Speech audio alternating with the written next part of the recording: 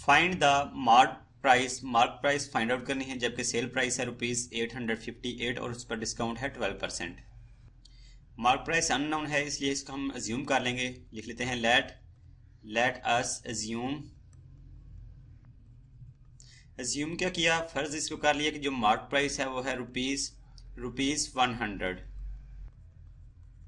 अगर mark price 100 rupees हो तो डिस्काउंट जो 12% है वो रुपीज में कितना होगा, यानी कि 12% को रुपीज में कन्वर्ट कर लेते हैं डिस्काउंट को।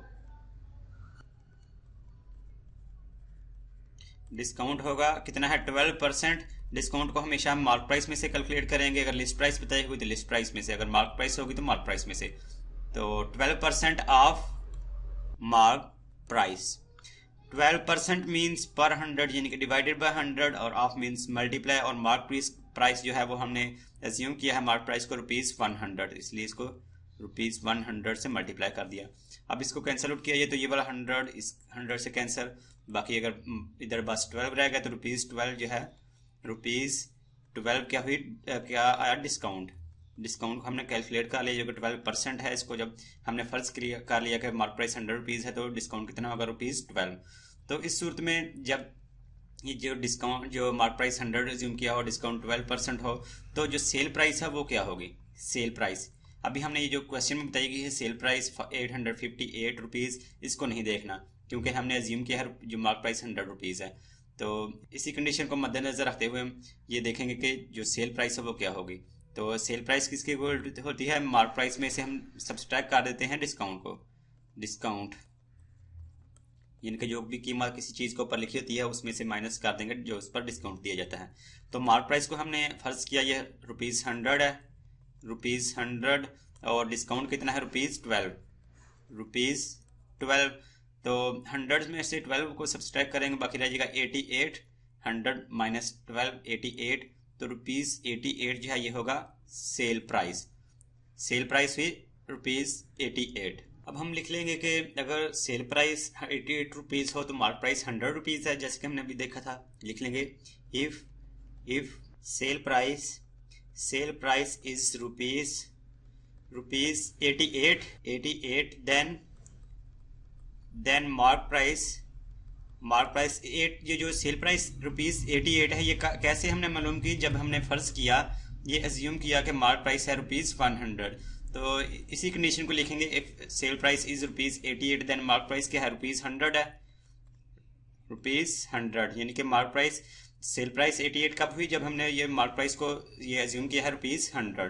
तब हम ये लिख लेंगे कि if sale price is rupees one then mark price क्या होगी। अगर ₹1 होगी सेल प्राइस, जो कि पहले 88 रुपीज़ थी, ₹1 होगी, तो फिर जो मार्क प्राइस है वो क्या होगी, ₹100 डिवाइडेड बाय 88। ये कैसे हुआ कि इधर जो 88 रुपीज़ था इसको 1 रुपीज़ करने के लिए हमने इसको डिवाइड कर दिया 88 से, ताकि ये 88 इस 88 से कैंसिल हो जाए, तो बाकी यहाँ पर बस 1 रह जाए, तो 1 रुपीज़ हो गया।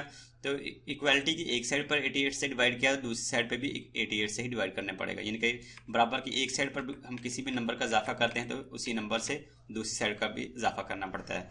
तो इस तरह ये सेल प्राइस अगर ₹1 होगी तो फिर मार्क प्राइस क्या होगी, ₹100 डिवाइडेड बाई 88। तो हमने यहाँ पर फाइंड आउट क्या करना है कि सेल प्राइस और ₹858, तो फिर मार्क प्राइस क्या होगी, यानी कि जो हाँ वो ₹1 है सेल प्राइस, वहाँ पर अगर हम इसको 858 कर दें तो फिर मार्क प्राइस क्या होगी। यहाँ कर लेते हैं, इफ सेल प्राइस इज ₹1 है, ये इसको मल्टीप्लाई कर देते, इसको 858 है यहाँ पर क्वेश्चन में रिक्वायर्ड 858, 1 को 858 से ही मल्टीप्लाई करेंगे, 858।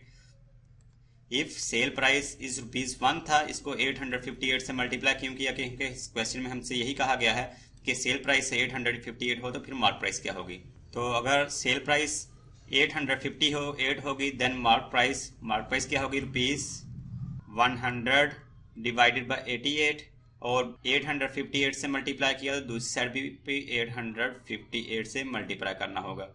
तो सेल प्राइस, अब हम इसको लिख लेते हैं कलर थोड़ा सा चेंज करके, इफ सेल प्राइस इज ₹1 को 858 से मल्टीप्लाई करेंगे तो 858 ही होगा, 858 जो कि इस क्वेश्चन में रिक्वायर्ड है, देन यहाँ पर भी देन लिखना है,